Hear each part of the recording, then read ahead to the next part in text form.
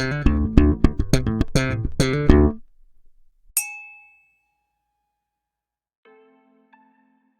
you beautiful people. Welcome back to another whiskey review with me, the Whiskey Novice. Thank you for joining me for review number 231, and we're back in the US of A, brother. We're looking at Wild Turkey Rare Breed.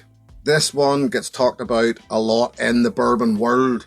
As a matter of fact, what brought it to my attention eventually, was the online Scotch Whisky Awards, which are held every year. And every year, I think, I could be wrong, 3 years I think it's been running now, and every year this has showed up. And I think it's actually won at least twice in its category. It's a good bourbon. There's no two ways about it, and when a good bourbon shows up, we pay attention. And I do say it quite often.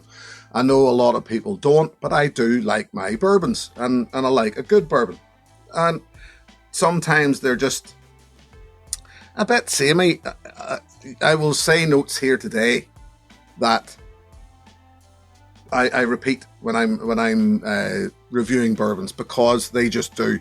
But let's give this one its day in the spotlight, shall we?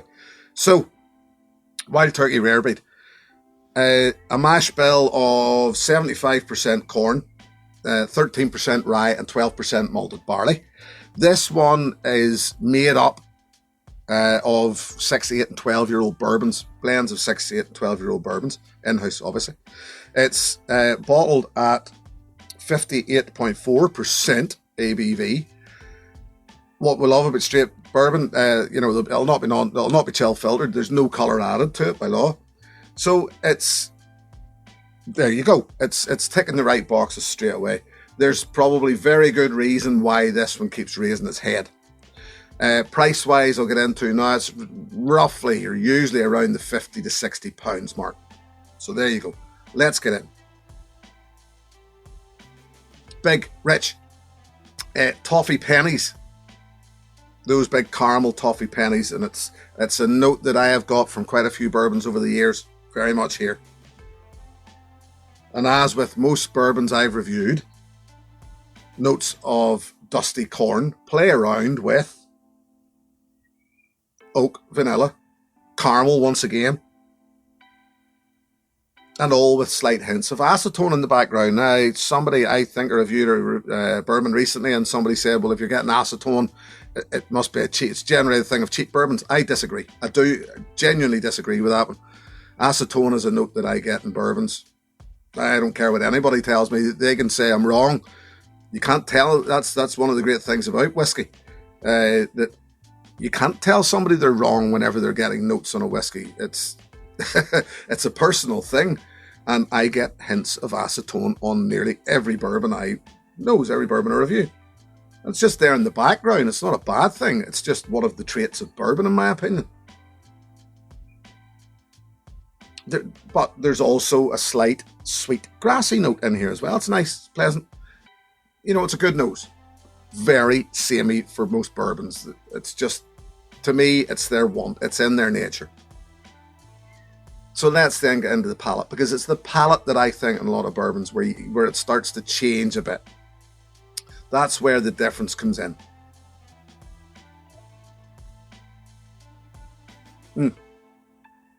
Huge. Sweet and sour. Lovely. Oily but slightly drying texture. Big hit of orange. Big hit of candy corn. Sugar.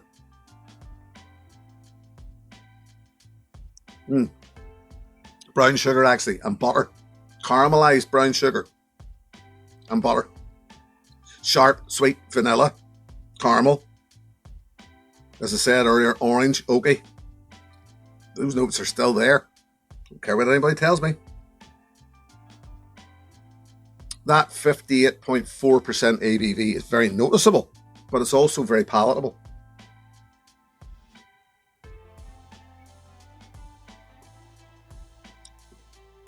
I said about orange.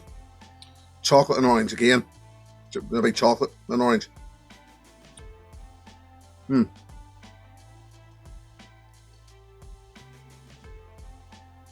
And mm, it's weird. This runs on for a long time, and it all runs through to a long finish. A long finish of, I'm going to say, chili chocolate, even dark chocolate. And once again, hints of orange or crystallized ginger, maybe. Mm. Mm. As bourbons go, it's a good one. And the thing about it is, I haven't had that many bad ones. I've had quite a few. I just find them a bit samey in a lot of cases. It's been a long time since I've been blown away, absolutely blown away by a bourbon.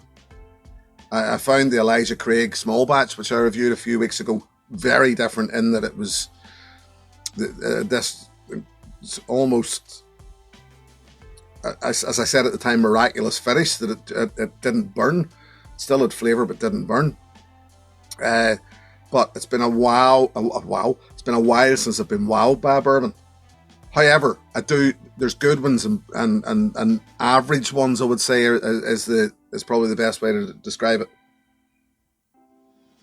Drop of water, the orange note has turned up in the nose. The acetone, once again, has actually turned up. It's got more noticeable in the nose.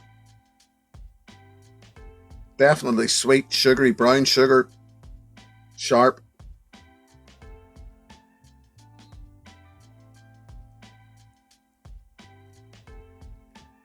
That drop of water has turned that sharpness down on the palate. Getting actually some nice sweet barbecue notes off it.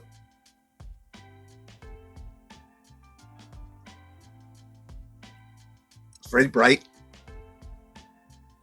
Definitely, I keep mentioning orange. Definitely some big orange citrusy notes.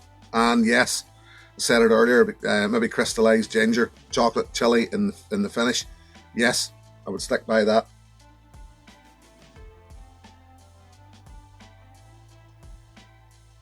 It's lovely. It's lovely. But like a lot of good, decent bourbons, for me, it's not one I visit often. I enjoy it when I'm having it, but it's not one that I would.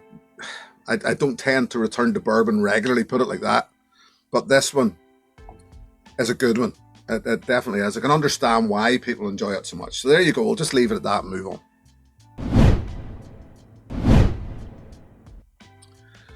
So yes, I mentioned a while ago that there wasn't a lot of bourbons that wow me anymore. And the one that I'm actually going to offer up to you as an alternative to this is a bloody good alternative to this. And this was a whiskey that wowed not just me, but I remember it was the Scotch Test Tummies that this bottle has wowed quite a few times. And I don't have a bottle currently. And it is the Elijah Craig barrel proof.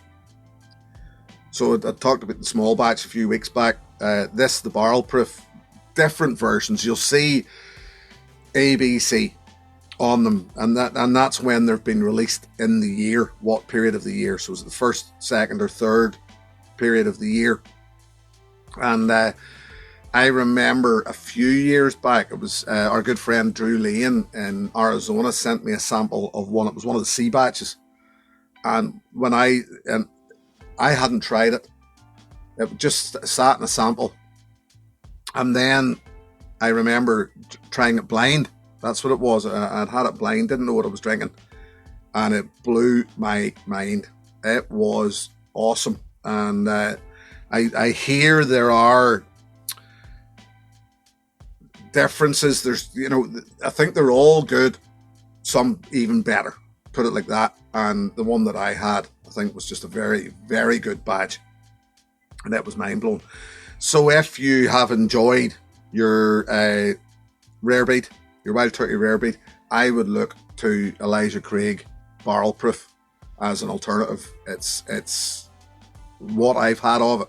I've had it a few times. It's awesome. So there you go. Get rid of that. We'll leave it at that.